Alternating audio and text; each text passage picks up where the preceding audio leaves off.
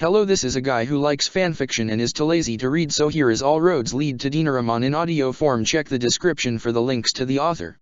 131 The Brothers Couse Land. The land's meet was tomorrow, and, after everything that had happened, Fergus thought it wise to be as ready to fight as possible. And so, after dinner, he retreated to the training rooms and spent some time swinging at a practice dummy. It failed to give him much confidence in his ability to hold off assassins, as his flagging body weakened within minutes. Long captivity had taken a toll on his strength and reflexes, and, when he took a swing and missed the dummy entirely due to the ache in his limbs and twinge in his side, he tossed the practice sword aside. With a frustrated sigh, he slumped onto one of the room's benches.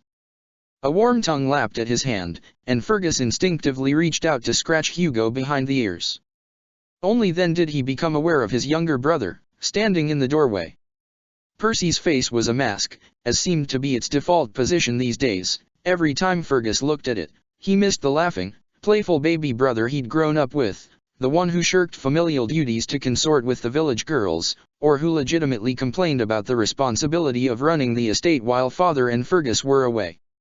And look at him now, hardened and cold, bearing the burdens of a grey warden. Percy had never been one for duty, or leadership, or considering others' well-beings above his own enjoyment. One part of Fergus was proud of him for doing what he'd been doing, but a larger part of him wasn't sure whether his baby brother was even in there anymore. Fergus nodded acknowledgement and sent a weak smile to the ghost in the door. "Percy." Percival just nodded back, no smile of his own to offer. He didn't fidget, or offer any teasing quips about Fergus's performance. Percy had never before missed a chance to rub his own talent for swordplay in Fergus's face. Fergus tried it for him. "You can say it." "I'm a little rusty." Percy frowned, and that was just wrong. "You were in captivity for months. Of course you're rusty." Fergus bit back a sigh. He noticed that Percy was carrying something, a bundle of cloth and metal, part of which looked suspiciously like a sword. "We could spar, if you like. It'd be just like old times. Out in the yard, father throwing out tips and heckling us both, remember?" Percival winced, and that cut him off. Perhaps it was best not to mention father when, by all accounts, Percy had been present for his death. "You'd probably wallop me good," Fergus pressed. "Wouldn't that be fun?" Percy's jaw tightened. "No, it would not be fun." "Why not?" "You used to love dueling." Finally, that invoked a feeling from the younger man, anger. "That was before I understood what an actual fight really was. At some point between Howe's mercenaries and the Darkspawn Horde, perhaps sword fighting simply lost its glamour. It happens, Fergus. Looking at you, a lot happens." Percy's hands tightened around his bundle. "What do you want from me?" "You were dead, brother, along with everything else I ever cared about. You can't just come waltzing back in and expect everything to go back to the way it was. Limping back in, more like. Stop making jokes. Just stop it." Percival nearly threw down the bundle in anger, but Hugo whined and he arrested himself. Percy turned aside and took a couple deep, shaky breaths, getting control of himself.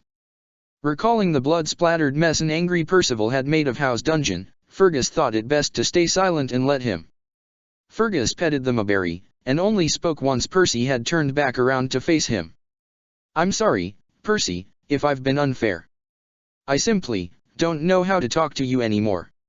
It hurt, because this was his baby brother, who he'd helped raise, and introduced to wine and girls both, and who he'd sworn to protect from unnecessary pain at all costs.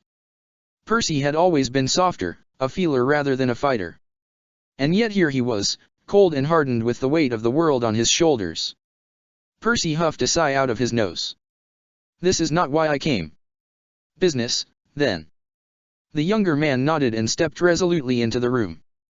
It was a measured walk, akin to a march, where before he was prone to swoops and dashes. Another facet of him tempered by his experiences, it seemed. Percival stopped before Fergus's bench and assumed a stiff, almost military pose. Then, he set to unwrapping the cloth around his bundle.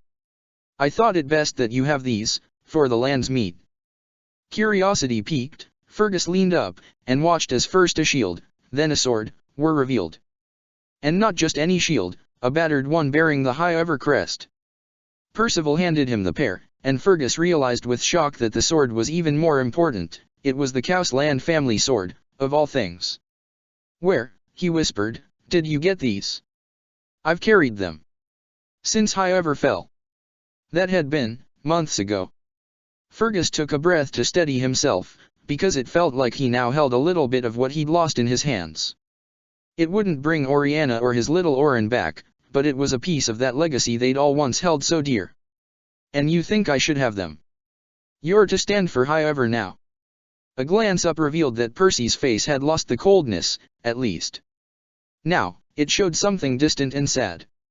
"You're to take the Denerim, and the nobles at the land's meet need to have that made clear, before another viper attempts to slip in to fill the void left by Howe." Fergus ran his hand across the shield, lingering on the laurel crest. He couldn't help a small smile. "I suppose I shouldn't be surprised, you pawning off the responsibility of the Terranship to me." Percy only shook his head. "I'm a Grey Warden, Fergus. That's far more responsibility than managing a few leagues of land." Fergus tried to read Percy's expression, but it had closed again. "I'm proud of you, little brother." Percy's jaw tightened, and Fergus forged on. "I know that doesn't do you much good, and I know I can never understand what you've been through. But I thought you should know that I'm very proud of the man you've become. I think Mother and Father would agree." Percy looked at him for a long moment, his expression closed. Then, he turned on his heel and started away. "Be sure to wear armor to the land's meet. Eamon suggests we all make a strong statement about our preparedness to fight." He left, and it only took a moment for Hugo to stand up and follow. Alone again in the practice room, Fergus was left to stare down at the items in his lap and wonder how a sword and shield could possibly fix anything. 132 The Bard's Heart. When they returned to Arlemon's estate, Leliana did not feel up to joining the after-dinner festivities. So, she asked one of the servants whether there were any guest rooms available. The elf nodded and motioned for her to follow. Leliana bit her lip while she followed the petite elf, Mila's voice in her head telling her not to take this woman's servantness and elvishness as one in the same thing. And so, when the woman waved Leliana into an empty room and back, Leliana found herself turning to the elf. "Are you happy here?" The woman froze, obviously startled to be addressed. But then, a smile burst across her features, and she nodded. "Yes, Master Eamon is most kind to his household." Leliana smiled in return. "That's good to hear. Are you from here, or did you come from Redcliffe?" "Here, my lady. I work in the Denerim estate full-time while the master's away." "Oh, then you must know Finian." Leliana paused. "Unless that's an unfair assumption, to expect all elves from the same city to know one another." The servant's smile widened, this time with amusement. "No, it is reasonable. The elven alienage community is quite tight, here." "Yes, I know Finian. It must be very strange, working in the same household he's guesting at, yes." "A little. Though, truth be told, it's a bit of a relief to be able to keep an eye on him. He used to get in so much trouble, and Syrian does worry." Leliana smiled conspiringly, remembering the kindly elf from her previous adventure in the alienage. "Oh, yes. I've met him." "How did he take the news that Finian was arrested and imprisoned in Fort Dricken?" The elf ducked her head with a laugh. "We, collectively decided not to tell him." Leliana giggled. "Probably for the best. What he doesn't know can't give him an aneurysm, no." The other woman stifled a laugh. "I'm Leliana. What's your name?" "Iarella." "It was nice to meet you, Iarella." The servant nodded. "Enjoy your stay, Leliana." She ducked a bow and scurried off, still smiling, and Leliana became aware of another set of eyes on her, behind her. She stayed still as a presence slipped up behind her and lithe arms wrapped around her waist. Mila didn't say a word, just hugged her, and that said more than enough. Gently, Mila steered her into the room and shut the door behind them. Leliana settled her things on the nightstand, then sat on the small bed, enjoying the fluffiness of the comforter. Mila leaned back against the door and watched her. "You do not have to smile for me, Satsalon. I enjoy smiling for you. Mila shook her head, stubborn as ever. The incident with Marjolaine has shaken you. You need not hide that. Leliana shrugged and laid back on the bed. I can still track her and kill her, if you like. She has not likely gotten far out of the city. A short, hysterical burst of laughter escaped Leliana, but she slapped her hands over her mouth and it stopped. Then, she shook her head and finally let the smile on her face fade. It was harder than it should have been, considering she did not feel much like smiling in the first place. No. I do not want anything more to do with her. Let her go back to her small life in Orlais. I am finished with it. And her. There was movement, and the bed depressed as the elf sat beside her. I never doubted that. I did. A slender hand smoothed the hair from her forehead, and Leliana glanced over at the elf. Mila watched her patiently. A part of me wanted to return with her.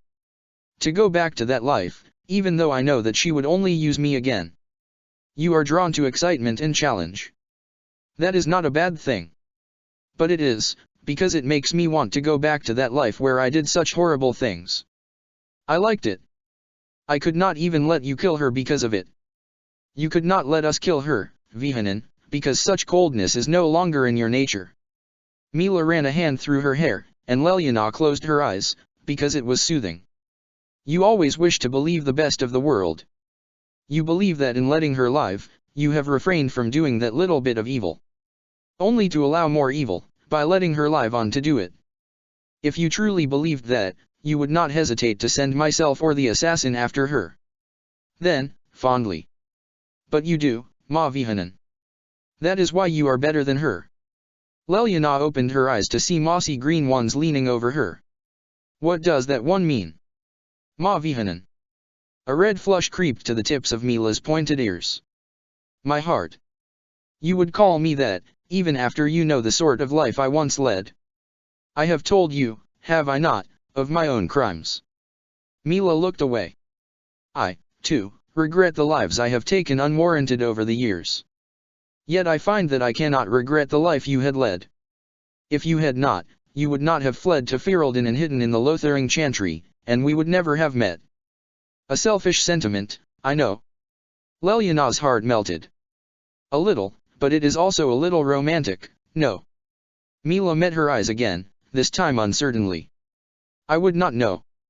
She took a breath, and there was a guarded earnestness in her expression.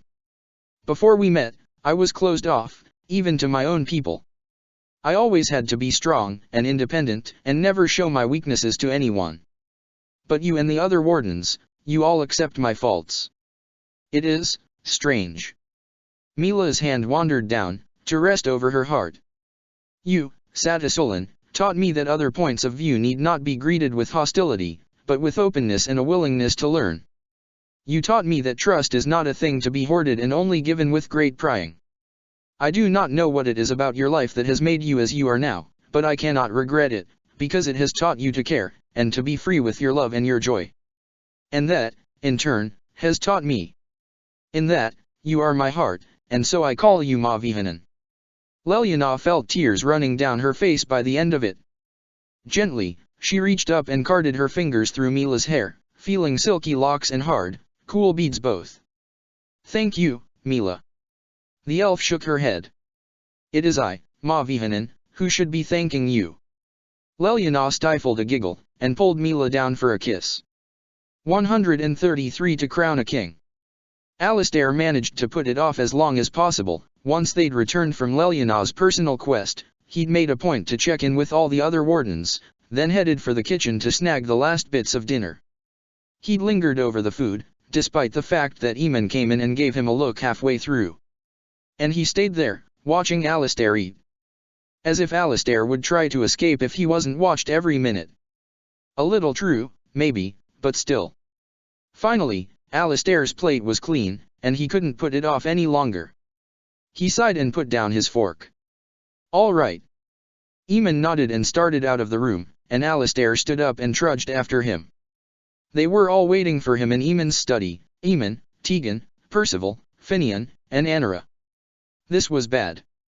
Alistair closed the study door behind him and smiled sheepishly at everyone staring at him. Eamon stood at his desk, with Tegan at his shoulder. Percy and Finn were on one side of it, while Anora regarded him coolly from the other. Altogether, it was a little intimidating. Well, here we are. Hello. You wanted to talk to me. Finian smiled and stepped forward. Alistair dash. No. No, you stop right there. Alistair pointed at the elf. I know that smile. That's your charm the eggs from the dragon, look. I'm not falling for it. He pointed to Percival. You talk. Finian grinned sheepishly and stepped back to lean against Eamon's desk. Percival crossed his arms and said bluntly, we need you to marry Anora. What? Yeah, he'd been worried it was something like that. He glanced over at the Queen. Her? You want me to marry her? Marry her? Anora crossed her own arms. I apologize if I'm a burden. It's the solution that the Landsmeet is most likely to accept, Eamon said in that reasonable voice of his. It keeps the Denerim bloodline on the throne, but alongside the Queen they already know and adore. And you all decided this without me, did you? He couldn't keep the bitterness out of his voice. These people were supposed to care about him. Maker. I don't get a say. Of course you do. Finn cut in. That's why we need you here to discuss it. We're not going to make you do anything you don't want to. Alistair sighed and found a wooden chair to slump into. He could see Eamon frowning disapprovingly at his posture, but at this point, he didn't care. Fine, let's discuss. Why should I give up my life as a warden, a life I actually enjoy, to take this bloody crown? Because it's what Ferelden needs, Finian said. The elf leaned back against Eamon's desk, completely at ease, apparently. We need a figurehead, Alistair. Someone who's accessible, and lovable, and charismatic, which, like it or not, you are. People like you. It will help give them hope in and after a very difficult time. Meanwhile, Anora can keep running things from behind the scenes, just as she's always done. Finn gave him a conspiring smile. Really, you'd need to rule very little. If all we need is someone charismatic, Alistair said, why don't you do it? Finn laughed and flicked one of his pointed ears. Elf, remember? The court would never accept me. I could do it, Percival broke in slowly, if it is truly that detestable to you. Alistair perked up. The Kausland bloodline holds sway among the nobility, they'd fall in line. Percy scowled. Can't say I want it any more than you, but it is an alternative. You know, Anora said with some annoyance, you're not just getting me, here. Most men would kill for a chance at the throne. Percy's jaw clenched and he looked about to say something, but Alistair beat him to it. Yeah, your father made that pretty clear. Anora went stark white, her eyes flashing in anger. The problem with Percy, Finn broke in, is that he's a natural wartime leader. He'll inspire the armies all right, but as soon as peace comes, no one's going to know what to make of him. Percival nodded at that. The other thing to consider is that, if I take the crown, then you, Alistair, will likely be the one given the Ferelden wardens. Alistair struggled for words. Búladin, but me? Lead the wardens? Why would that dash? Percival counted off points on his hands. You're the most senior of us, you're always in the front line, you've got a decent tactical head, Mila doesn't have the charisma, Finian and Felicity don't have the battle presence, Garrot wouldn't want to, no one knows Riordan, and Khazar would be a disaster. Ergo, it would fall to you. Alistair rocked in his chair. It was an impossible decision, one where he couldn't see either side ending well. Either he'd mess up the wardens, or he'd mess up the entire kingdom. But I wouldn't want to either. He protested weakly. But you'd do it, Percy said. Alistair lowered his head into his hands, because the noble had a point. Soft footsteps moved in front of his chair, and hands gently pried his arms apart. Alistair opened his eyes to see Finian kneeling down in front of him, looking up at him with earnest brown eyes, and Maker, he was in trouble. We didn't decide this lightly, Alistair. We really do think you'd make a good king, and it's the best thing for Ferelden. The Landsmeet will accept you for your bloodline, and the citizens will adore you for your approachability. You'll be the Warden King during wartime, but you'll also be the fun, People's King during peacetime. There's no one else that fits that bill, and you'd do it well. I'll mess up. You know I will. You really think any of us would let you? Finn smirked. Eamon's going to be behind you every step of the way, and so will the rest of us. You think I'd turn down a chance to advise a king? A bark of laughter burst out of him. Yeah, good point. But what about her? He glanced up at Anira. I don't love her. I have no particularly fond feelings for you either, Anira returned levelly. However, I, too, believe that this is what is best for Ferelden. As king, that would be your priority as well. Alistair nodded, because that, he could get on board with. He sat upright, glancing around at the assembled schemers. You really think this is the best way? Tegan nodded, and Eamon said, we will not let you fail, do not fret. Finian grinned, no doubt sensing victory, and when Alistair turned to Percival, the man said blithely, I would make an awful king. Alistair snorted, because he couldn't say he'd do much better. The mere thought of it was making him a little queasy. But, he sighed. All right. You win. Let's go make me king. He frowned. Wow, that leaves a funny taste in the mouth. Finn chuckled, and everyone smiled, even Percival and Anira. It was surreal, a strange new reality where Sweet Leliana was a retired spy, and Percival's brother was apparently alive, and Alistair was going to become a king of a whole country. He wasn't sure he liked this world very much. He wondered if there was a way to turn it back. Felicity would probably know. Andraste's knickers. Felicity. 134, and to lose a night. She was poring through the library, looking for all the information she could about the traditions they might encounter at the Land's Meet tomorrow.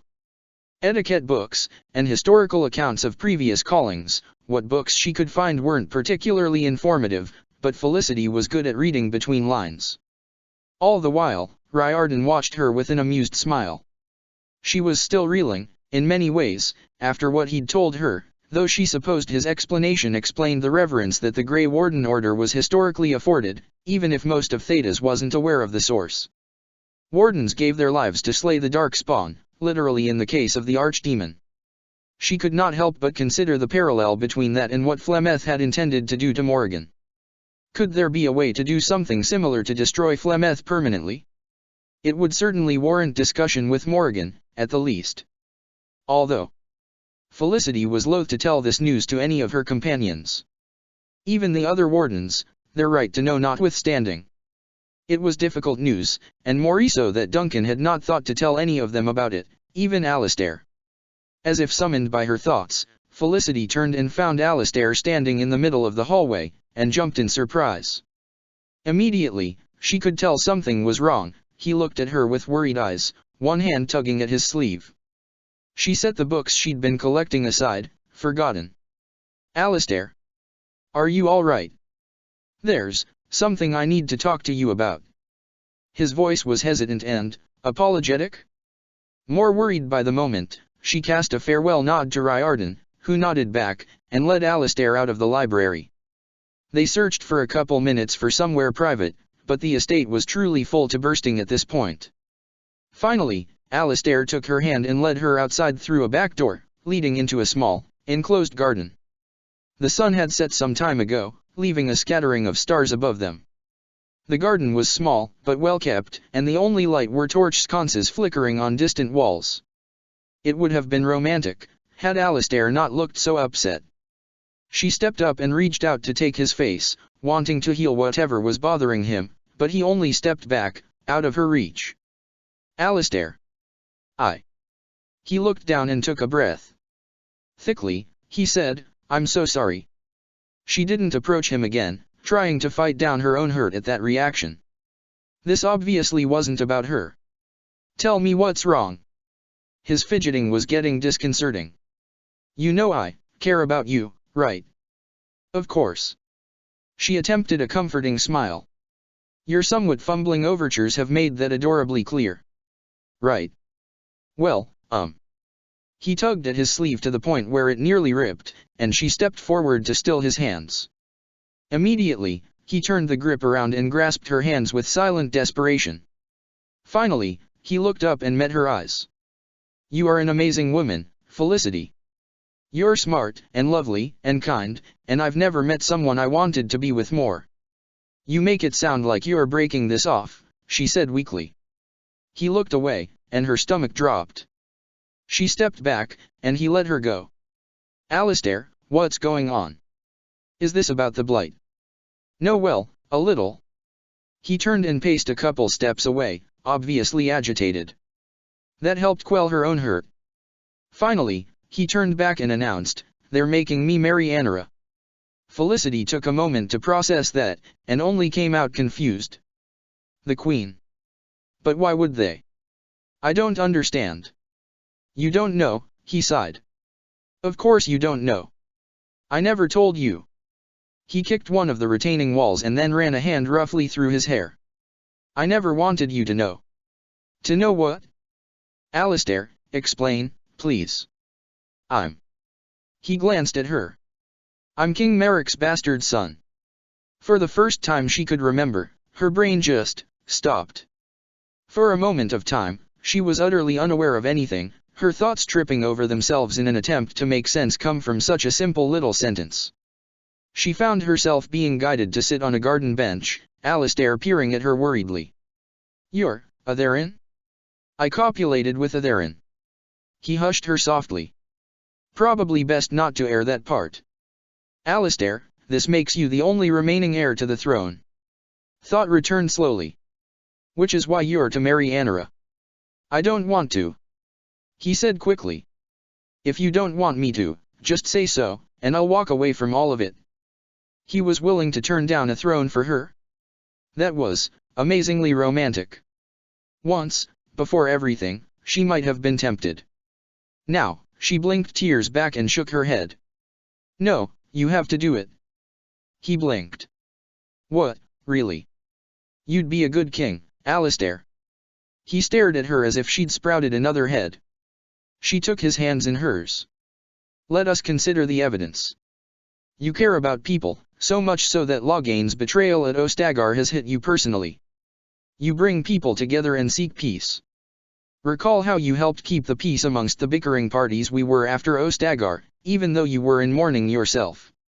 She squeezed his hands, and he stared down at their point of contact. "I just couldn't handle any more fighting when one another were all we had.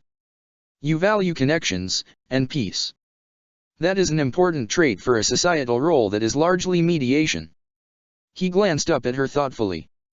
"What's more, you are kind and merciful when you can be, you recall Isolde.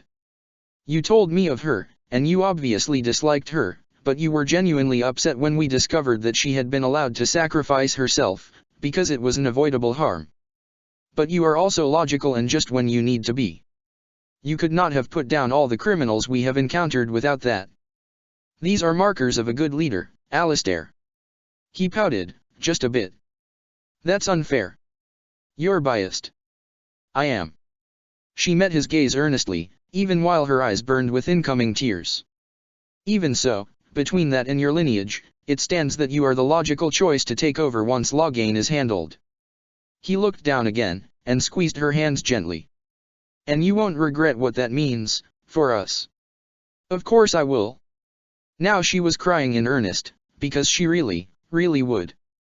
"I want more than anything for us to be able to run away from all this. To go live by the sea somewhere, where it doesn't matter that I'm a mage, or you're a bastard, or that there was ever such a thing as darkspawn. I want to raise little blonde terrors with you, and that's just ridiculous, because even if two wardens could reliably procreate, everyone knows that dark hair is genetically dominant over blonde." She lowered her head against a sob, and he gathered her into his arms. She let herself indulge in it, just this one last time.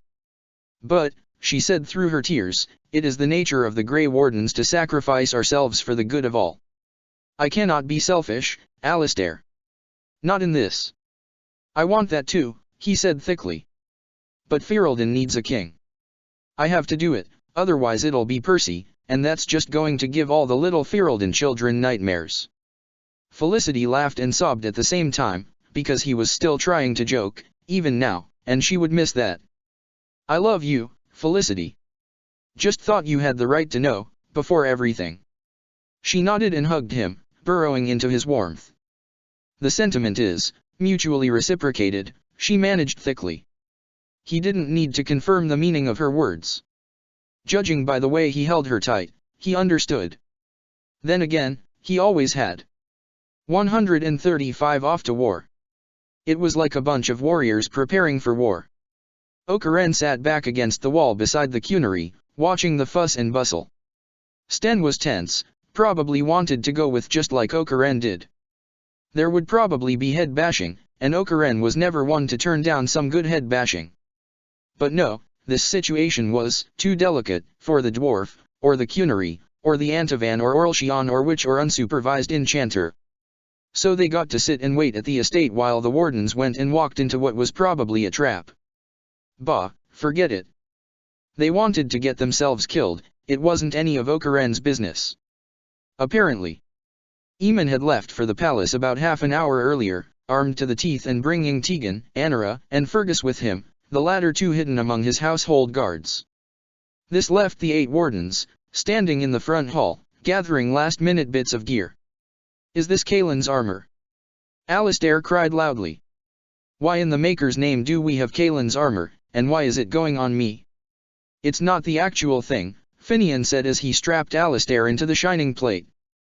But Garrot had the king's suit laying around, and I thought it might be a good idea to commission a similar set, that perhaps invokes fond thoughts of Kaelin. You know, just in case. Alistair gave the elf a flat look. And if I'd said no to your little scheme? How much would this have set you back, exactly? Finn just smiled in response.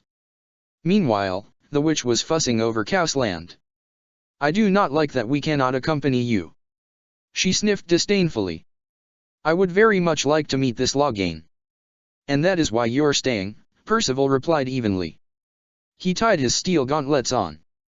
Between you and Zevran, I doubt there'd be anything of Loghain left to bargain with. The Antavan, who was perched stiffly in a doorway nearby, gave a forced chuckle. You say that as if it were a bad thing. It is. No assassinating while we're in there. Both witch and assassin rolled their eyes, and the human leveled a look at both of them. I mean it. No assassinating. Not even a little. Zevran pouted. Not even the smallest bit of assassination. I don't want to see a dead dove when we get out. Morrigan scoffed. Well, obviously, you wouldn't see it. We'd dispose of the evidence. Percival sighed. On the other side of the room, Mila applied some sort of war paint to Khazar's face, tracing the tattoos to make them stand out more. Nearby, Garrot, Leliana, Riordan, and Felicity were all in deep discussion over the possibility that this could be an elaborate trap. It would be an egregious faux pas, Felicity was saying, for them to violate the truce of the land's meat so much as to attack us while it's in session. But you forget, Leliana said, that it was also a violation to block us from coming into the city. They did that anyway. They'll expect us to come, Garrot said. But I wouldn't expect a warm welcome. We'll probably be dealing with guards, at least. Then let us come with you. Leliana pressed. At least to the doors. Riordan shook his head. That is what they expect. We go in as if prepared for war, and that is what they will give us. I do not know that I approve of going in armed, even. Gotta do it, Garrot said. Loghain's a warrior, remember? We go in wearing cloth, he's gonna think we're weak. Even if it means getting stopped by an ambush outside. Leliana pressed. We'll be fine, Felicity said. We've handled worse. Leliana shook her head and sighed, but stopped arguing. Okaren watched it all, because it was like a bunch of warriors going off for a long foray in the deep roads. Or a bunch of smiths, off on a fool quest for the anvil of the void. As the wardens turned and headed out, he considered following after them, and damn their excuses. And so, when Morrigan turned an arched brow to the assembled companions and said, well? Come on, and then turned on her heel and marched out the door after the wardens, Okaren could only chuckle and fall into step between the Orlshian and the cunnery. This time, he wouldn't be waiting 2 years for his companions not to come back. That was for damned sure. 136 The land's meat. The heavy double doors creaked quietly as the wardens stepped through and wove their way into the back of the crowded hall. The land's meet had already begun. Finian wasn't sure they were ready for this. They could barely keep order amongst themselves, much less among all of Ferelden's nobility. Alistair had been snappish and tightly wound all morning, and they'd had to pull Felicity away from her codex, and Khazar wasn't really meeting anyone's eyes, but it spoke for how well Percy had fallen into the leadership role that when he told everyone to get ready to move out, they did so. Still, this was the day after half of them arrived back from a harrowing journey, and there had apparently been a subsequent breakup, which, Finn felt a little guilty about, and Finian himself was still feeling a little weak in the knees and achy in the fingers, but he doubted he could go up to Loghain and ask the usurper regent to kindly reschedule their kingdom-wide discussion about civil war as it related to the end of the world. And so, there they were, ready or no. Debate was already in progress, with Eamon's voice soaring over the crowd. Yet we should place our destiny in his hands. Must we sacrifice everything good about our nation to save it?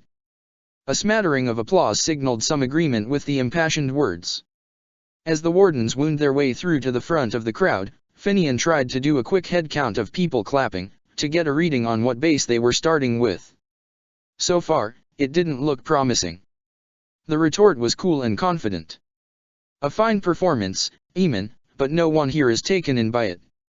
Loghain was at the front of the hall. He, too, had come dressed for battle, as had the line of Guerin soldiers standing against the back wall. The regent's voice gained heat as he spoke.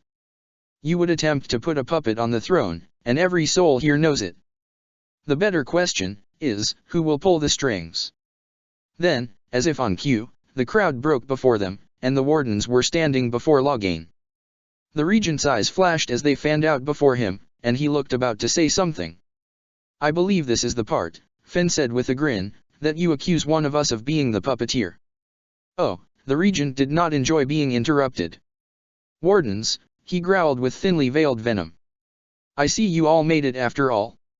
His eyes traveled up and down their line. They were arranged that way on purpose, a signal of solidarity. Percival was in the middle and a step ahead, the leader. Alistair was on Percy's left, and Finian was on the right. From there, they fanned out across the hall, with Mila, Khazar, and Riordan on one side and Garrot and Felicity on the other. Tell us, wardens, Loghain said, his voice pitched to Carrie, how will the Orlshians take our nation from us? Will they deign to send their troops, or simply issue their commands through this would-be prince? It was obvious the man had rehearsed the accusation, honing it down to its most provocative and wrenching. What was worse, the man actually appeared to believe his own words. How much Fereldan blood does Orlshian gold buy these days? We are not here, Percival said quietly, though his cultured, carefully tempered voice traveled through the entire silent hall, to answer your baseless accusations, Loghain. Baseless? Loghain cried incredulously. How are my accusations baseless, when they have already proven true? I fought beside King Merrick to drive out the forces of Orlais, and I will not see the likes of you and this pretender sully his good name by rolling out the carpet to welcome them back in. All of us are Fereldan born, Percy said, his voice rising. All of us only seek to stop the fighting amongst our own people. Stop the fighting? Why, it was you who began it. You come here armed to the teeth, and you would speak of peace? Ha! Percival glanced back over at them, and very softly said, Wardens, lay down your arms. Finian bit back a smile, a stroke of political impulse perhaps, but appropriately symbolic. As staffs and swords dropped, Finn released his daggers from their spring sheaths, executed a little spin for the sake of theatrics, and then tossed them upon the carpet beside Garrot's hand axe. The last one to drop his weapon was Alistair, who gave Loghain a long, distrustful look as he did so. Loghain watched them with narrowed eyes while the nobles above and behind them started murmuring. That had taken him by surprise.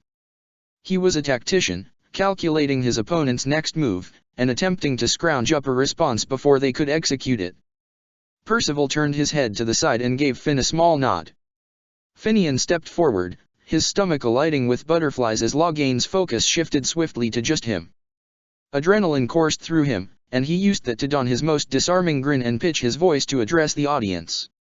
My lords and ladies, let's be frank. None of you really think Orlais is going to try to rule through the wardens. None of us are even Orlchian. He paused as if in thought. Well, unless you count Riordan. He glanced back and indicated where the older warden stood at the end of the line. Wave hello, Riordan. Riordan gave the assembled nobles a respectful nod, and Finian turned back to the galleries. Some of you may recognize him. He's a citizen of Highever, but he's spent the last couple decades in Orlais. He returned home in response to King Kaelin's request for help at Ostagar. There were mutterings in the crowd, difficult to tell whether they were good or bad. But wait, Finn said, bringing a thoughtful finger to tap his chin. If he's been in Ferelden since Ostagar, why hasn't he been on any of the regent's wanted posters? Surely, the most Orlchian of us is most likely to be the spy. He let that sit, taking a moment to meet Loghain's livid eyes. Then, he snapped his fingers as if in realization. Oh right. He's been in Rendenhau's dungeon this entire time.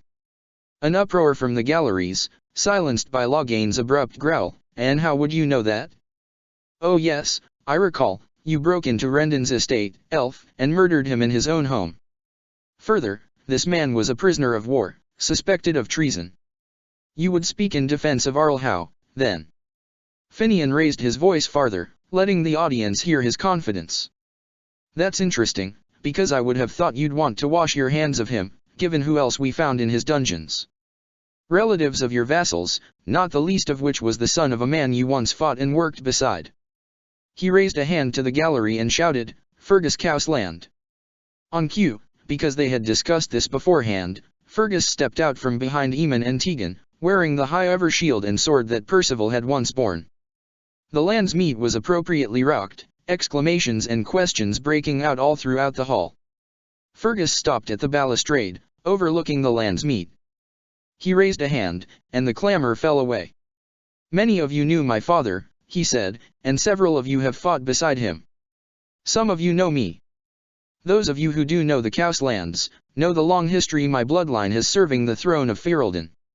Lords and ladies of the land's meat, you know in your hearts that Hau's accusations against my family are false, because as certain as the blood of heroes in my veins, a Cousland would never betray his king.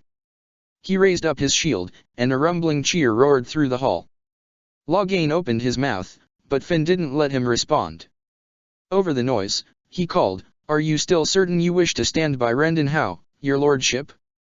Perhaps this is another unfortunate connection that you would do to abandon, just as you abandoned your king at Ostagar. The crowd roared. Anger both at and for Loghain drowned out all other noise. An elf, speaking of military tactics, cried an old nobleman up on the balcony. Do not presume, Loghain said acidly, and the crowd died down, to know anything about what I did at Ostagar. I loved Kaelin, he was Merrick's son and my king. However, there were more lives at stake that day than just his. Would you have had me sacrifice all those lives for Kaelin's chance at glory? It was you wardens that led him to his death with your stories. Against the dark spawn, he believed he could not lose. I, on the other hand, could see the truth. That we are all Orlchian spies. Finian said with an arched brow, then immediately threw up his hands in a placating gesture that quelled the angry reaction from the audience. No, that was unfair of me. There is no way for either of our parties to settle the matter of what really happened at Ostagar. These fine lords and ladies assembled here will believe who they believe. Finian turned his back on Loghain to cast a smile over the land's meat. You are all certainly savvy enough to ferret out what you can about the truth of the matter. We all know the blight is here, but pointing fingers does us no good. This is hardly a case where bloated accusations and parlor tricks will change the truth one way or another. Finian executed a sleight of hand maneuver to illustrate, pulling a particular slip of paper out of his sleeve in the process. Except, well, there is this. He held the slip of paper above his head and walked under one of the galleries. Ban Alfstana, would you mind reading this for everyone? Curious, she reached down over the balustrade and took it, carefully unfolding the letter. Wait, pardon me, my lady, Finian gave her a bashful smile. My recognition of noble sigils is limited. Whose seal is that? Loghain's, the band said, and a couple other nobles champions of both sides, from what Finian had seen so far leaned over her shoulders to look. There was a reason he'd picked a neutral party to read it, rather than someone like Eamon. Though, not too neutral. No one needed to know that they'd rescued Alfstana's Templar brother from House dungeons, but they couldn't leave anything to chance. To Caladrius, Alfstana read. I regret to inform you that, due to increased interference from the Grey Warden survivors, I am forced to increase my price. I will now expect an extra 10 archons per slave. Gasps abounded. Please deliver payment promptly this time, or our deal will be forced to change again. Regards, LMT. Over the whispers around the hall, Finian met Loghain's eyes and asked loudly. Correct me if I'm wrong, but isn't the Archon a Tevinter currency? That letter is a forgery. Is it? Finn left the letter with the ban, for her to pass around, and stalked forward instead. Then where are all the elves, Loghain? He raised his arms. These are Denerim's elite, are they not? They have all spent these last weeks here in Denerim, without a good half of their household staff. Why? Because of some plague. Finian turned back to address the nobles. A plague that never spread beyond the alienage, not even a single case amongst the human men guarding it, or the parts of the docks that share its water supply. Isn't that suspicious? They're just elves, said the same older nobleman from before. Elves, yes. But also Fereldan citizens. Fereldan assets, if you will.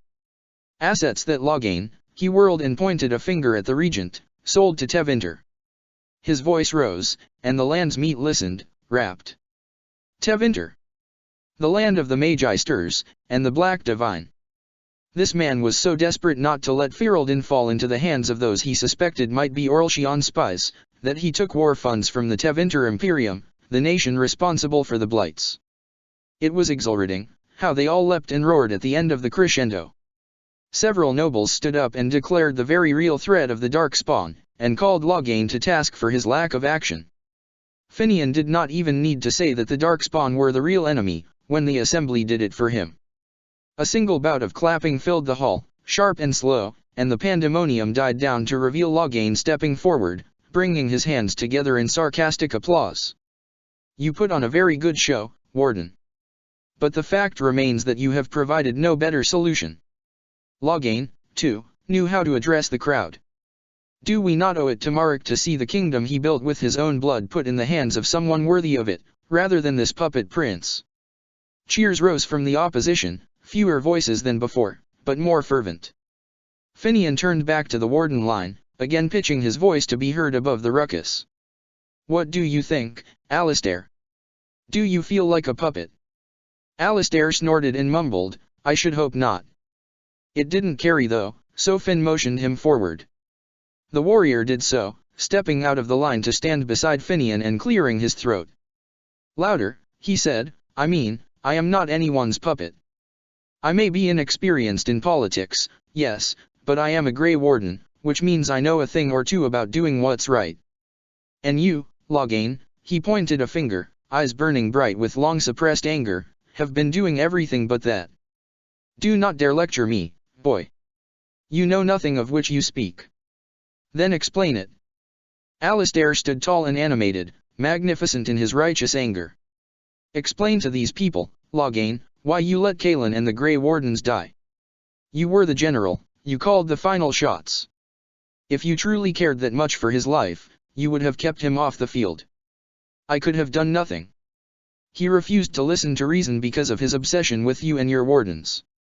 He thought your very presence would assure him a win. Or perhaps, Alistair said, he thought yours would. You were his general, who he trusted to be at his back. The venom in Alistair's voice made it low, but the land's meat was dead silent to hear it. But no, you broke his trust. You turned and walked away with your entire arm of the army. You left the Grey Wardens, who were like family to me, and your king, who literally was family to me, to die. For that, you deserve more than to have your regency stripped. That is high treason. High treason, Loghain rejoined, is kidnapping your queen. Tell me, wardens, where have you been keeping her?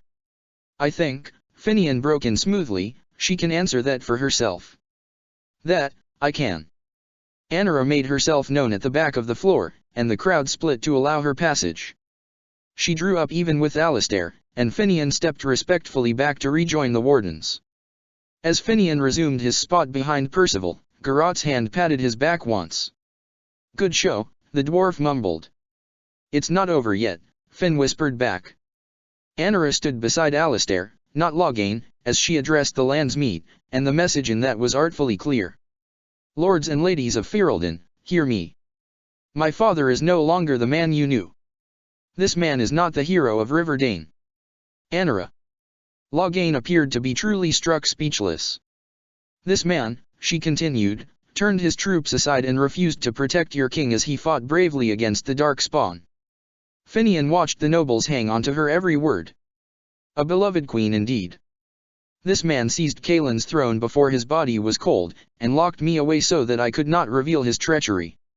And finally, the last push.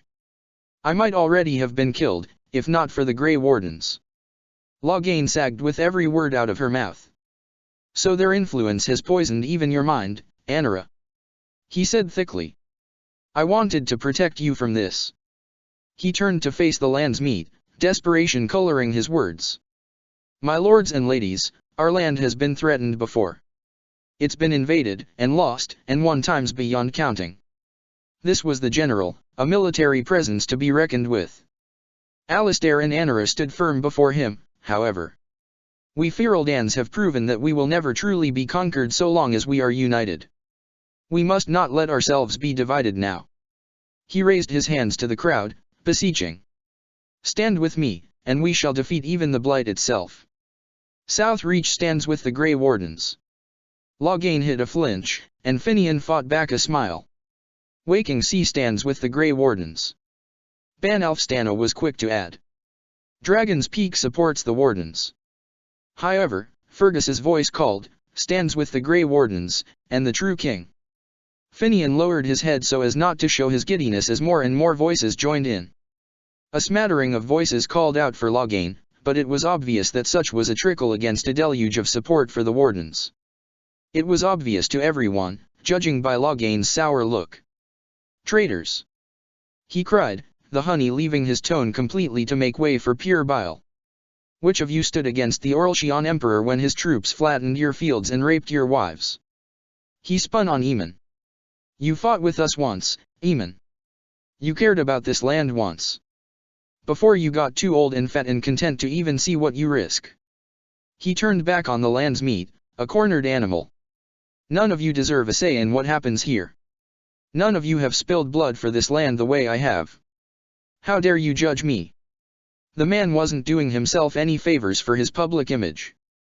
"Have some dignity," Percival said sharply. "Everyone here can see the madness that blackens your heart. Lay down your sword with the honor and dignity of the hero of Riverdane." Loghain growled, his gaze again sweeping through the Wardens, resting on Alistair last. "Then let us settle this." The man's head went to his sword, but he did not draw it. "A man is made by the quality of his enemies. Merrick told me that once." He considered their line. "I wonder if it's more a compliment to you or me." He paced a couple steps back.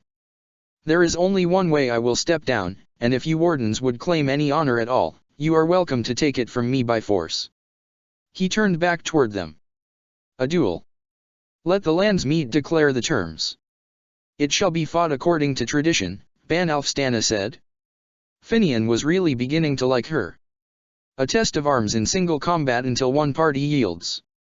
And we who are assembled will abide by the outcome." Loghain turned to Alistair. "Well, Pretender Prince. Will you face me yourself, or have you a champion?" Alistair opened his mouth likely to jump at the chance, but Percival stepped forward. "I will fight him." He cast a glance at Alistair. "If it pleases you," he added stiffly.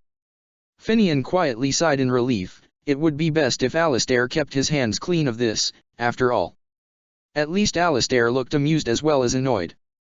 "All right," Alistair said. "Very well then, Warden," Loghain said with narrowed eyes. "Prepare yourself." Finian stood back with the others to watch. Whatever they might have done to win public opinion, the outcome of this civil war was now in Percival's hands, and his alone. "At least," Garot whispered, "if this goes the way of the Tags, we'll have a little backup. He smirked and nodded toward the back of the room, where, upon looking, one could make out the very distinctive form of a red-headed dwarf sitting on the shoulders of a cunnery. The nearby nobles were looking nervous about the giant's presence, but the vote had apparently gone well regardless. Less nervous-looking were the line of warden companions sitting along the back of the balcony. Zevran winked and Leliana waved. Even when, Felicity whispered fondly, because the old mage was, indeed, blithely working on sewing next to Morrigan. We can't take them anywhere, Finn agreed. He, Garrot, and Felicity shared a silent chuckle at that, then turned to watch Percival try his hand at swaying the land's meat, in the best way he knew how. Overall, Finian really couldn't think of a better champion. 137 The Duel. Percival closed his eyes and breathed, taking a moment to center himself. Around him, he could hear movement as a spot was cleared in the center of the room. This was how it would end: either the perpetrator of all these crimes would be ousted, defeated, and shamed, or the wardens would be forced to surrender and let the Darkspawn overrun Ferelden. There was more than that, as well. This was the man who had betrayed Kaelin and hundreds of other men at Ostagar. This was the man who had sheltered and enabled How. For this reason, Percival had to center himself and summon his control, simply so as not to charge the man and tear him apart in a berserker rage. Not only would it reflect poorly on the wardens. No, against the hero of Riverdane, Percy sorely doubted such a brutal tactic would even be all that effective. Percival. He opened his eyes and cast them up toward his brother, who leaned over the balustrade toward him. Fergus beckoned him over, and Percy went, only to have his brother hold sword and shield down to him. Percy looked at the offering a moment. It had been a while since he used a long sword and shield, not since the Deep Roads. Then again, he'd taken up a great sword in the Deep Roads, for use against the Darkspawn horde. This was a civil duel, and he'd once been a dedicated duelist with sword and shield. He held up his left arm, and the high-ever shield slipped onto it like an old lover. Fergus passed down the Cousland sword hilt first, and Percival gave it a lazy swing, his improved strength making it feel light as a feather. For Ferelden, his brother whispered. Percy nodded. For Ferelden, he agreed, and for father. Fergus smiled down at him, and for the first time, Percival could actually believe it when Fergus said he was proud of him. An area of the floor had been cleared, a circle bound in by wardens on one side and Loghain's armed guards on the other. The wardens watched him with varying expressions of expectation and encouragement. Stepping into the ring was surreal, pulling him into a separate world where he did not feel the eyes of the assembled nobles, nor the carpet under his boots. All that existed was the weight of his sword and shield and the stiff figure of Loghain opposite him.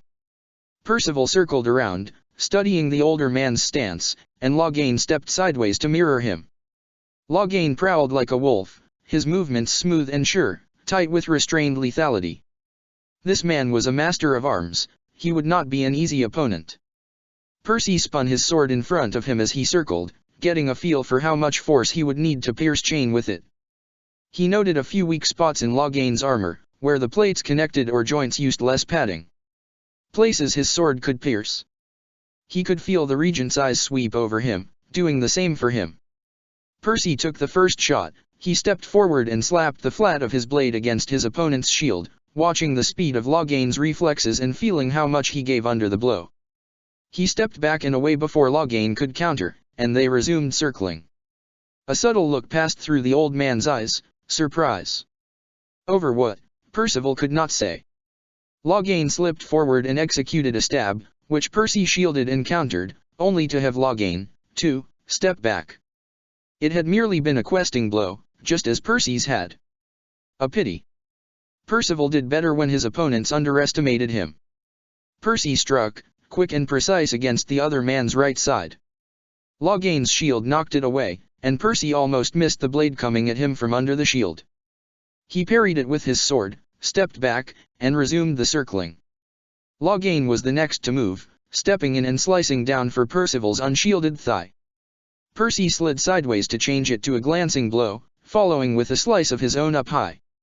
Loghain shoved his shield up, knocking it away, and they both stepped back again. Percy felt like he had his opponent's measure, now, and he could see from the fire in the old soldier's eyes that the regent felt the same. So, The next time they stepped in to trade blows, neither of them stepped back out for some time, and the precise, deadly dance of the duel began in earnest.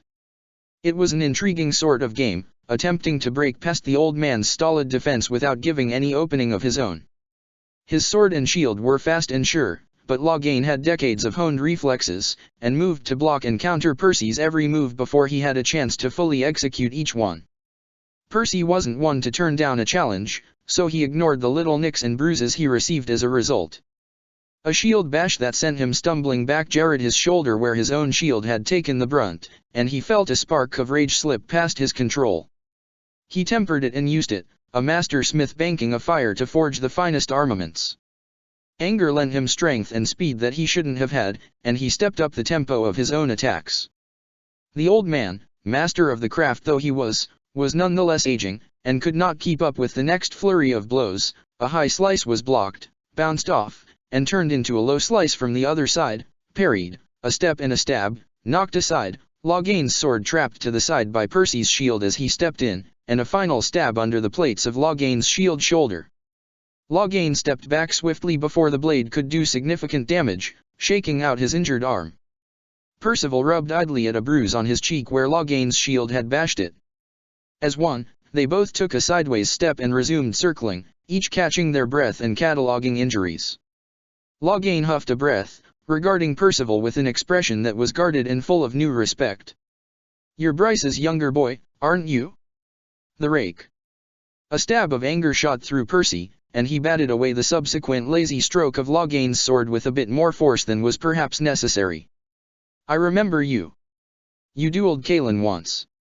You won, if I recall correctly. Both children, playing at war."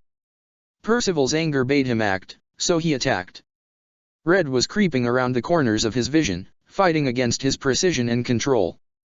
Counter, follow through, parry, and they went back to circling, Percival fighting down shivers of bloodlust. Loghain could tell, if the victorious flash in his wolf's eyes was any indication. The strategist had found his strategy. It boggles the mind, does it not? That they would allow a reprobate such as yourself to lead them? How low the standards of the wardens have fallen.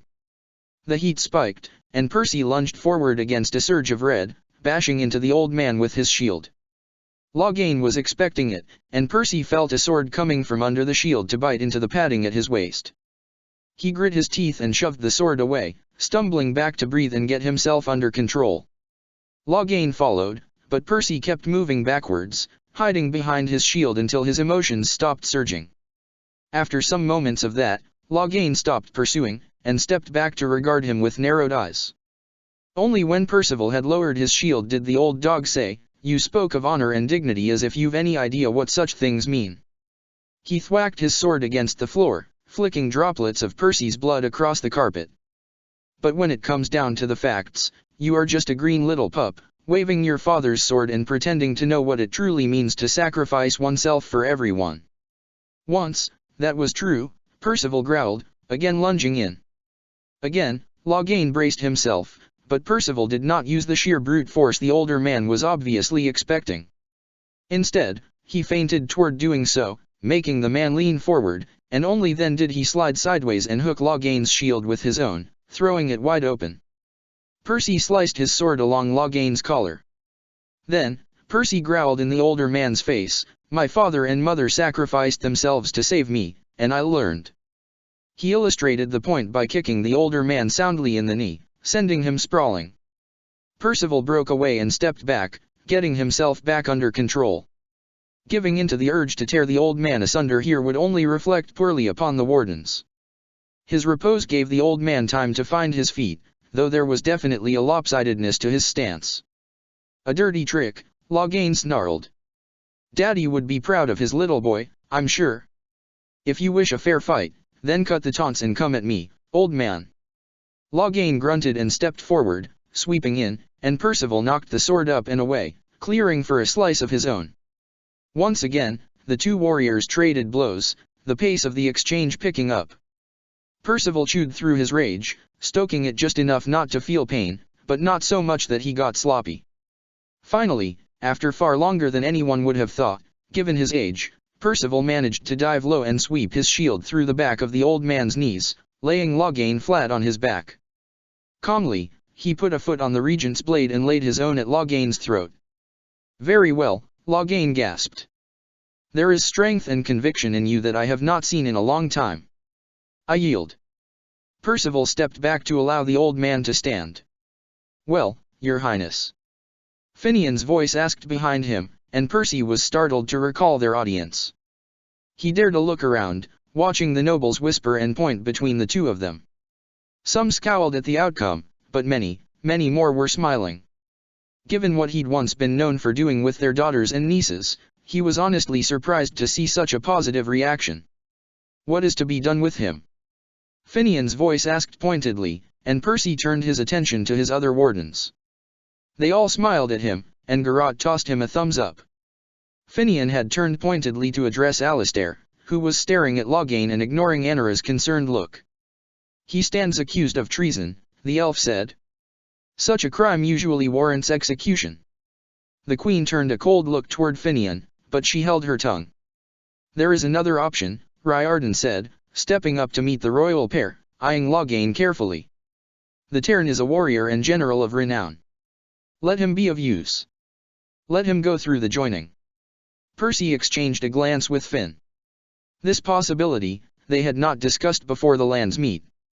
Percival could read the elf's unease in Riordan going off script. "What? No, absolutely not." Alistair's denial resounded through the chamber. "Riordan, this man abandoned our brothers and then blamed us for the deed.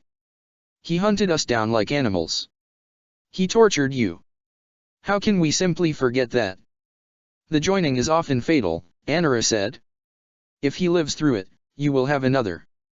If he dies, you will have your revenge. Does that not satisfy you?" Alistair scowled, looking between Anara and Loghain. "It is your call," Percival said softly, but he did not sheath his sword, uncertain how he'd take it if Alistair went with the diplomatic option and made Loghain a warden. Percy wasn't sure he would be able to respect a soldier who'd done so very much harm, and this was after he had people like Khazar and Garrot among his ranks. Alistair met Percy's eyes briefly, and Percival nodded, signaling that, even though he wouldn't like it, he'd abide by Alistair's decision. A cow's land stood by his king. Alistair took a deep breath and closed his eyes. When he opened them, he was resolute. "No, I can't do it.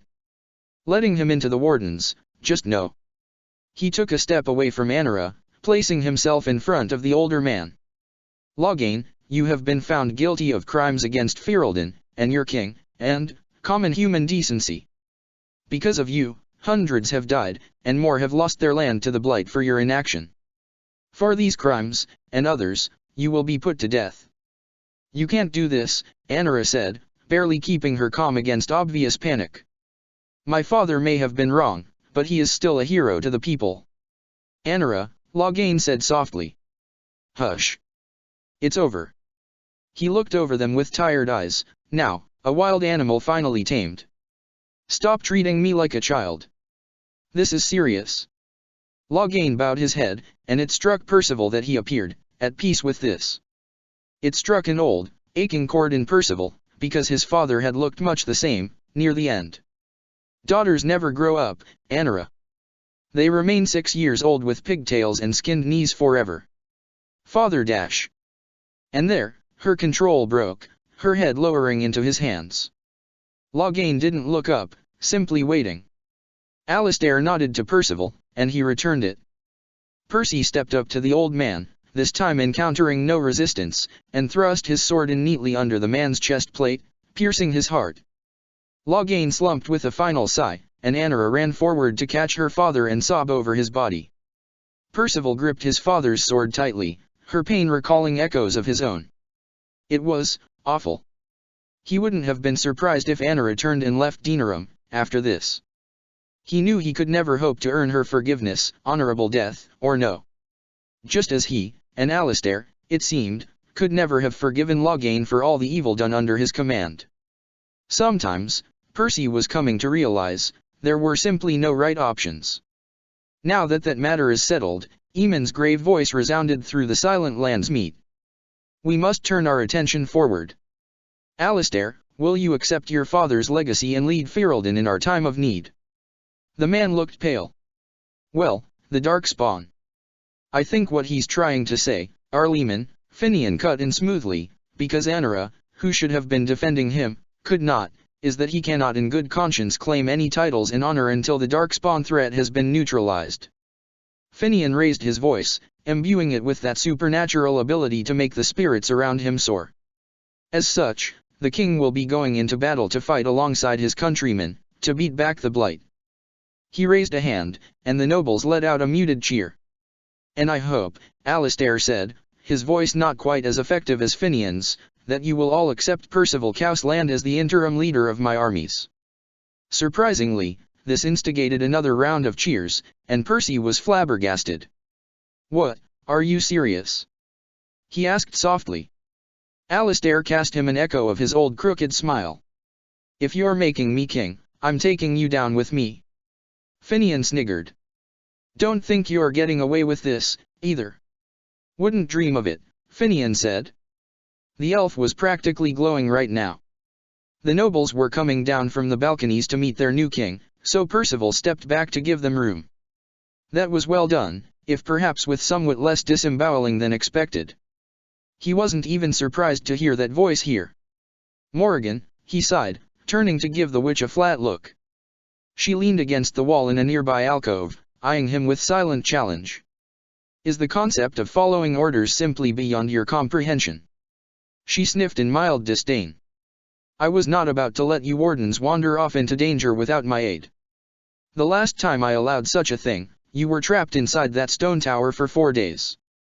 He glanced around and, sure enough, the other companions had snuck into the land's meat as well. Had Ser Cothrine truly not stopped the Cunary from entering the land's meat, or had they done something to neutralize her? Loghain's watchdog is fine, Morrigan said. She let us through when the bard explained that we were with you. You need not worry that undue harm came to her. Percival snorted at how well she'd guessed his thoughts and turned to watch the nobles flock around Alistair like a new toy and offer Anara their condolences. Yet among all the bright, flashy finery, Percival found his eyes drawn to the duller colors of the armor that his brother wore. I do not see the reason you must stare at him so, Morrigan broke in. If you wish to speak with him, then stop moping like an abandoned dog and do so. I don't know how, he said stiffly. We've no point of commonality. You are family, are you not? He swiveled to her in shock. You care nothing for such things. You had us kill your mother, remember? What I value is not the point, is it? She said impatiently.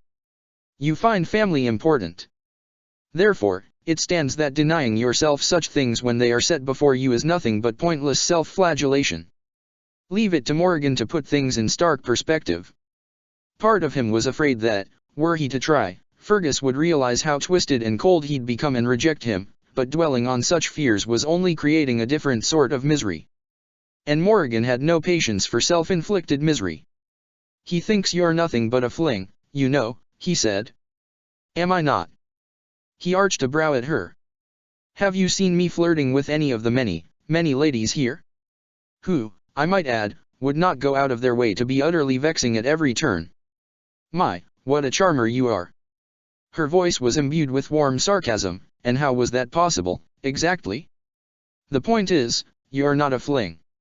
It's one of the things that's changed about me, and I'm not sure he would understand. She was silent for a moment, and the pair of them watched Fergus mingling with the rest of them, helping Eamon introduce an overwhelmed Alistair to a number of courtly figures. Perhaps, Morrigan said slowly, if that is truly the case, then you should simply tell him so. He turned to study her.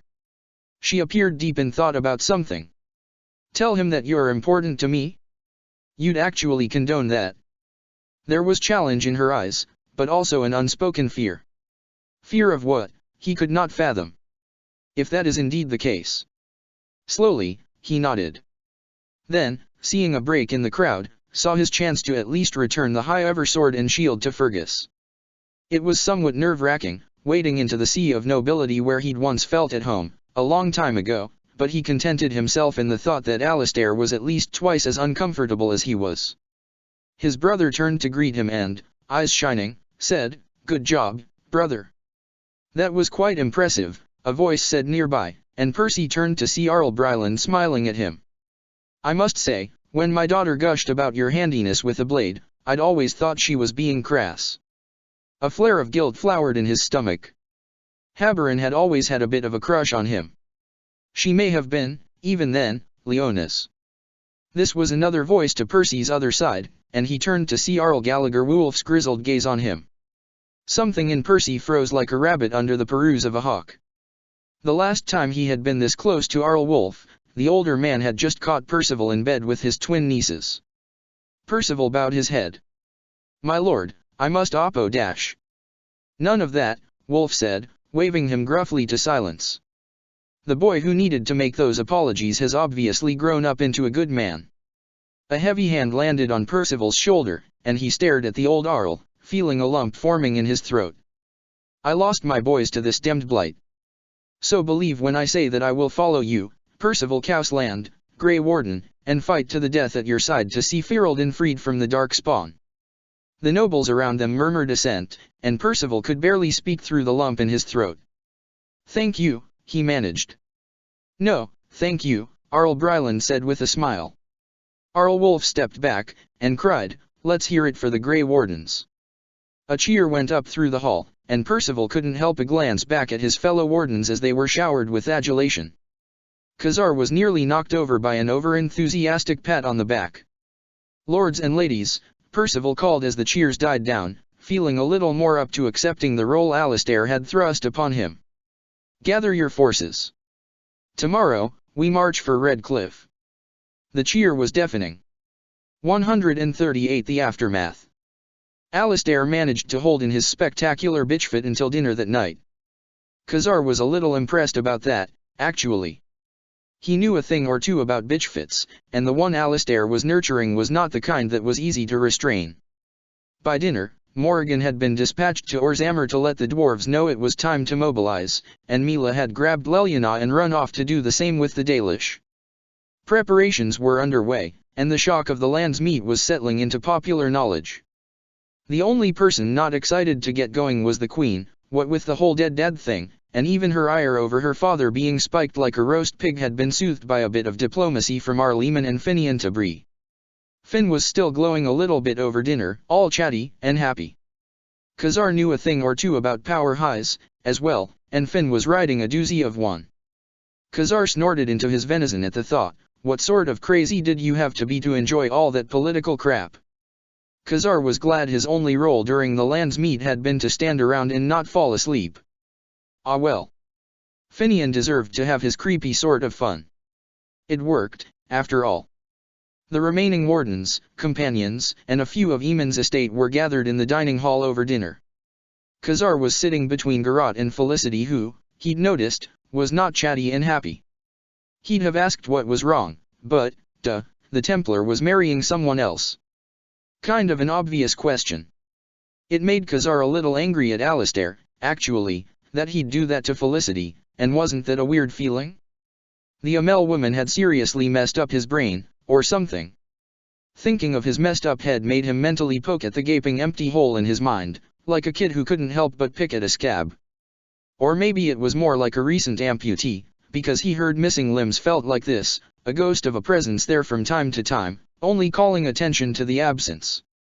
He could hear echoes of Mouse, sometimes, right before he went to bed or after waking up in the morning. Dark chuckling in his ears, just memories, but haunting all the same. Because sometimes, he'd think a thought, and know it wasn't really his own. A mention of kings or generals brought a pang of ambition, even though Khazar really wouldn't want a position like that.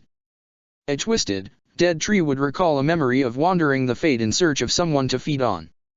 The mention of Tevinter at the land's meet had summoned very old flashes of humans stepping through the veil, watched from his position lurking on the Fade side.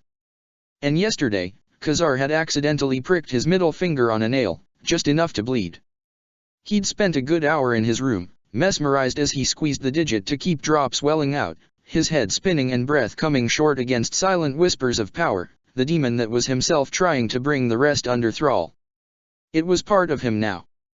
Mouse was gone, that was certain, but he'd left pieces behind, and now Khazar had to monitor his own thoughts just to be able to keep it separate. It was exhausting, and he didn't know if he had the willpower to keep it up for long. Not without help. Alistair stomped into the dining hall with a plate of meat and cheese and slammed it down on the table. I have something to say. Conversation instantly ceased. Finian offered Alistair a quelling smile. Is everything all right, Alistair? No, everything is not all right. Alistair glared at Finian, hard. I'm mad at you. All of you a little, but you in particular, Finn. You made me bloody king. I thought you were my friends. How could you do this to me? Finn's face fell. You did agree to it beforehand. Right, because you talked me into it. You once talked a bunch of bandits into walking to their own deaths, too, remember? Got you there, elf, Garrot mumbled appreciatively. It's the best for everyone, Finn said soothingly. Everyone except me? Alistair snapped. Am I not allowed to be even a little selfish? After all everything we've been through. We all have our duty, Alistair, Percival said evenly. Duty? Why does your version of duty involve killing Darkspawn, and mine is sitting on a throne I never wanted? He paced away from the table. I've hated my bloodline since the day I was born. I've spent my whole life getting away from it. And you go and shove it right back in my face. The one most suited to the power, because he does not even want it, whispered one of those mouse thoughts in amusement, and Khazar couldn't help but snort a laugh.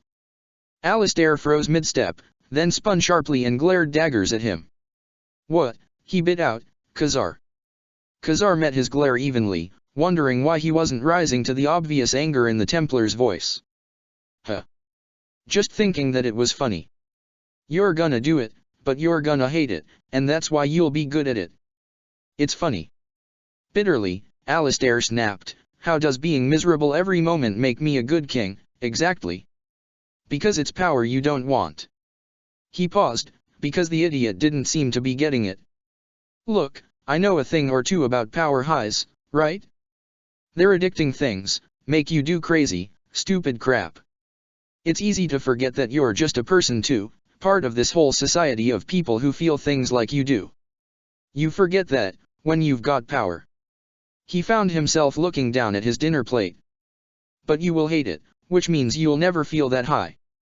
You're never going to be caught standing in front of an angry landsmeet, calling them all traitors because they happen to disagree with your own delusions. No, you'd lay down your sword and submit to trial. You make me sound like a pushover. There was a little bit of a whine in his voice, but at least he wasn't spitting mad anymore. Khazar snorted. Yeah, right. This from the guy who fought me for a half hour straight without a healer because Felicity was in the Fade prying the demon off me. Dead silence. Khazar glanced up to see Alistair staring at him in shock. You said you didn't remember that. Lightning crackling through the cavern. His clawed hand, tearing Alistair's shoulder from its socket. His own deep, demonic laughter echoing off ancient stone walls. Snippets. A lie. Things had been coming back slowly, until now he remembered the entire fight. Alistair just kept staring at him, and now it was getting uncomfortable. He sighed. Look, I couldn't give less a crap about this whole "you're secretly the dead king's son, or brother or whatever" thing. As far as I'm concerned, blood, no matter how blue, all boils the same. But when I think of you with a stupid crown on your head. He peered up at Alistair, picturing it. I remember the guy who had a dislocated shoulder and a burn across half his face, and was still banging on his shield to pull my attention away from Mila and Leliana. And I think, yeah, this is the kind of heroic moron who just might be able to pull that off. He shrugged and turned back to his dinner. That's just me, though. The hall was filled with a thick, heavy silence. Under the table, Felicity's hand found his knee and squeezed, and Khazar had no idea how to interpret that. Finally, Alistair sighed. I'm still mad at all of you, he grumbled without much bite and slumped onto the bench. That's fair, Garrot grunted. If you wish, I am for hire, Zevran said. Though I should warn you that, for obvious reasons, Finian is off limits. No assassinating, Alistair said firmly. Why do I still even have to say that? Because I like assassinating. Zevran tried. It's a bit of a habit, you see, difficult to break. Only a beautifully bosomed goddess might distract me from my terrible habits. Here, here. Okaren said, raising his tankard in toast to the elf. Win sighed from her spot at the end of the table, enduring their leers. Alistair's head thunked down onto the table. Oh, right. This is why I said yes. Because any of you on the throne would be the doom of us all. Now you're getting it, Garrot rumbled good-naturedly. He reached over to pat Alistair on the back, and Alistair sighed long and loud. Don't die, else we might shove the throne at the fireball kid here out of spite. First royal order? Burn down the circle tower. Khazar snorted, but allowed a small smile. Wouldn't need to. Demons pretty much did that for me, remember? Good point. Wouldn't hesitate to order a dance on its ashes, though, he smirked. Alistair banged his head on the table. Ferelden is doomed. 139 battle plans. The collective armies of the Fereldan nobility were a great deal larger than Zevran could comprehend. He came from a nation where wars were fought over dinner tables and in the bedroom, with poison both physical and metaphorical. His only previous experience with actual war were the stories of Tevinter and the Cunary clashing next door, but neither warring force ever dared take an antagonist step over the Antavan border. And so, he was decidedly uncomfortable as he wound his way through the many camps that the armies had set up just outside Lothering. The force is about halfway to Red Cliff, and morale was high. These men were happy to finally no longer be fighting one another and actually focus on the Darkspawn.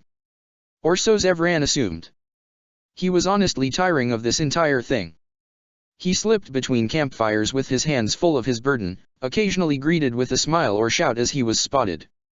This was another uncomfortable sensation. He was recognized, now. Here, he was known as one of the Warden companions, and treated with respect and camaraderie because of it. It was all quite strange. Even so, he nodded back to each greeting, but did not slow. The crate he carried was heavy, but he was determined to reach his destination before his strength flagged. They were deep in discussion by the time he arrived.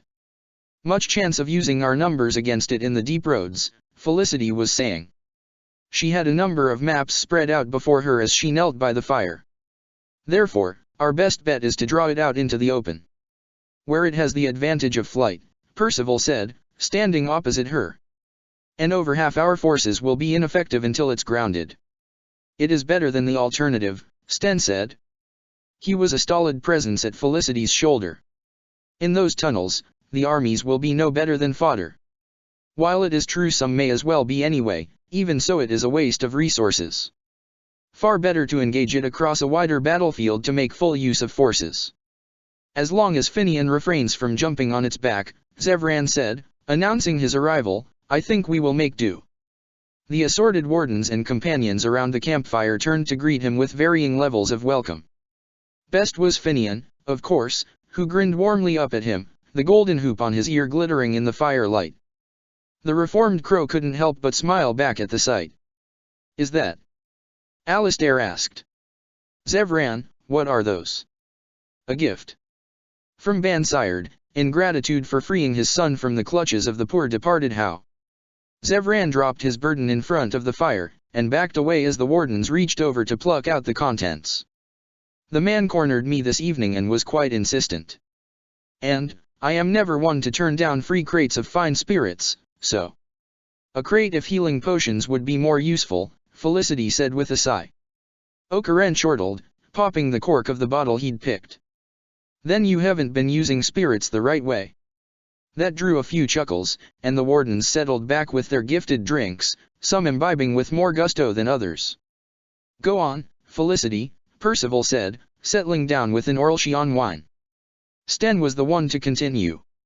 He, apparently, had had a hand in the planning. Interesting.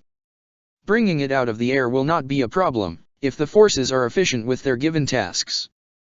The elves will have archery, and the Sara, Magi, will also be present.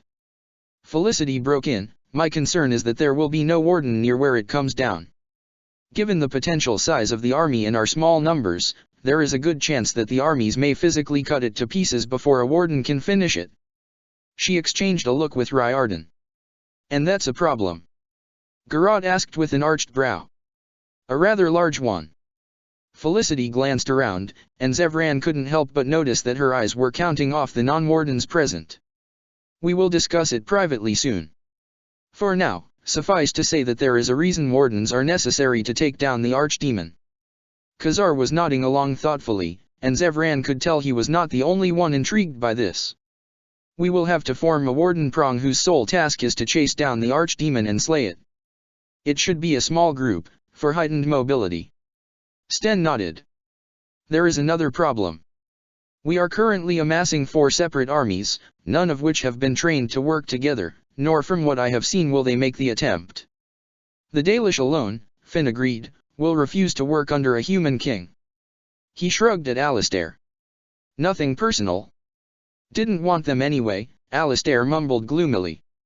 You remember how difficult Mila was at the start. Can you imagine having more of her? He shuddered. Dwarves aren't likely gonna listen to a bunch of topside-ears, either, Garrot added. Felicity nodded. For this reason, we think it reasonable to place a warden with each army, to supplement the slaying party, just in case they find themselves on the opposite side of the battlefield with a weakened archdemon. Percival nodded. So Mila with the Dalish, Garrot with the dwarves, that sort of thing. Felicity nodded. There is one more thing. The wardens tasked as dragon slayers must be melee. What? Khazar snapped. He had been doubtfully sniffing his own beverage, but now sat upright, the bottle forgotten. But I've actually fought it before. And it wasn't enough. Trust me, Khazar, we need wardens close to it. Khazar sniffed scornfully, but settled down with a grumble. Also, Riordan added, Alistair must not be near it when it does. What? The king-to-be stiffened and stared at Riordan. Why? Felicity nodded, not looking up at him. That was a given, she said softly. So? Finn said, counting on his fingers briefly. Me, Riordan, and Percy. And myself, for healing. Why am I never in the battle? Alistair cried, throwing his arms in the air. Oh, you're gonna be in the battle, Garrot rumbled with a smirk. Who's gonna lead all the human armies, eh? That did not seem to help, as Alistair went stark white. Zevran, meanwhile, sidled up behind his warden, wrapping his arms around him and resting his chin on one narrow shoulder. Do not expect to ride the dragon this time, Amor, he warned, disguising with smooth calm the fact that he meant every word. I will be there just to make sure you do not. Felicity glanced up at him in alarm. No, Zevran. We need only wardens. Just try and stop me, he replied with velvet ice. Felicity exchanged a glance with Riordan, and Zevran really wanted to know what secret they were keeping between them. Riordan nodded once, and Felicity bit her lip and dropped it. All right. So, the next order of business, how do we go about killing an archdemon? 140 caught between a rock and a hard city wall. Anathera, Warden. What news do you bring? Linnea was growing into the role of keeper nicely, greeting Mila with dignity and grace. The wardens need the help of the Dales, keeper. It is time to move. The other elf nodded. We will pack up the arrivals immediately. Will you be traveling with us, Lethalin? If you would permit it. Of course. At that, the young keeper's face flickered with a smile. We will be ready within the hour, then. She turned to give the order for the camp to move, and, her task done, Mila sighed with relief. A gentle hand fell on her shoulder, and she turned to see Leliana's bright smile. This is very exciting, the bard said. I never thought I would ever see a real Dalish camp. Thank you for allowing me to tag along. Mila allowed a smile of her own. Truth be told, I did not want to make the journey alone. You would have been more than capable of it, I'm sure. That would not have made it pleasant. Leliana looked about to say something else, but someone approached, interrupting them. It was Athras, the man who had recently lost his bonded, Danila, to the werewolf curse. He greeted Mila with an uncertain nod, his eyes lingering on Leliana. Mila felt her spine stiffen at that. Yes. She said coolly. My apologies, Warden, but I must ask another favor of you. She was not about to do anything for someone who looked at Lelyana like that, and was just about to tell him so when the human gently drew her aside. Look at him, the bard said softly. He looks tired, and distressed. Mila gave Athras another look. There were dark lines under his eyes, and his hair certainly did have quite a bit more grey in it than last time she had been in this camp. With a sigh, she let go of her instinctive anger. Such anger was foolish, anyway. If she started snapping at Dalish, what did she have left? What do you need, Lethalin? He nodded gratefully, still eyeing Lelyana. It's my daughter. She took a number of our younger hunters and headed north, to chase the humans you cured of the curse. That, Mila had not considered, but she could not say she was surprised. Before everything, she might have done the same thing to a group of people who she felt had wronged her. When was this? Weeks ago. I take it you've seen nothing, then. No signs of any Dalish passing through, no. I'll keep an eye out. He nodded gravely. I'd thank you. Her path is her own, but after what happened to her mother. I understand. I would worry as well, if my kin wandered off like that. Effectively, she had done just that, chasing after Khazar when he went rogue.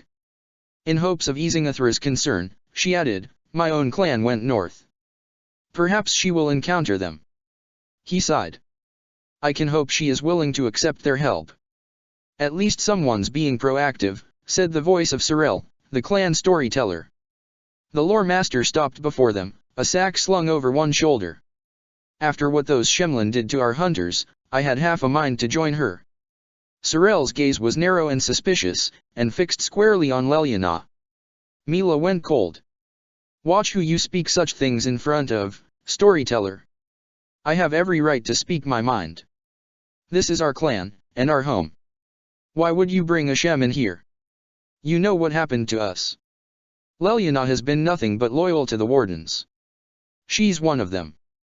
Mila drew her knife and stepped forward, and he and Athras both stepped back in alarm. You had best go pack, she said coldly. Both men scurried off, but not without one last narrow-eyed look on the part of the lore master. Once, Mila had been like that. She, too, had been so caught up in the rhetoric of the Dales, in blaming an entire race of people for the actions of a few long dead, that she had been instantly suspicious of every human she came across. Duncan, and Alistair, and Felicity, and Lelyana. Lelyana, who was proof that the sins of the past need not blacken the present. When she had first met Lelyana, she had seen only an ignorant Shemlin, just as these elves did now. It was an uncomfortable mirror, but it was one she could not deny. Lelyana laid a soft hand to her shoulder and gently turned her around. Gravely, the human regarded her. It's all right. It is not. You cannot wipe out centuries of distrust in a few words, no. The Dalish shook her head helplessly. It wasn't fair to the human. Their entire communal history wasn't fair. Mila. Lelyana's gentle smile settled her discomfort somewhat. It is enough that you trust me. I do not need the other Dalish to as well. To be honest, I doubt you would get a much better reception if I were to bring you to Valroio. Mila stepped back, out of the bard's reach. And that does not bother you? That we're both entirely unwelcome in the other's society. Lelyana hesitated, enough for Mila to notice, and that fact alone was how the elf knew she had hit upon something important. Mila paced, not liking where this line of logic was leading. This is no mere matter of ignoring naysayers. If neither of us would be accepted in the other's world, how can we hope to have any sort of future together? We can figure it out, the human said uncertainly. I cannot bow to your maker, Vihanan, nor could I abide city walls for long. And you could never live out here, where there are no soft blankets, and warm baths, and pretty, purely decorative shoes. It would be cruel of me to ask such a thing of you. And I would certainly never want to risk you in warden matters. Her eyes crinkled up, and Mila felt horrible for bringing this up. She turned and paced away, suddenly searingly angry with herself for upsetting the bard. Then, those soft hands turned her around again, and Lelyana took Mila's hands in her own. The human's face broke into a small, sad smile. We need not think of such things now. Let us just enjoy what we have in the moment, no. Slowly, Mila nodded, swallowing back all those doubts and anxieties. She was Dalish, and so she had been taught all her life to look to the future. But in that, too, Leliana was vastly different from herself.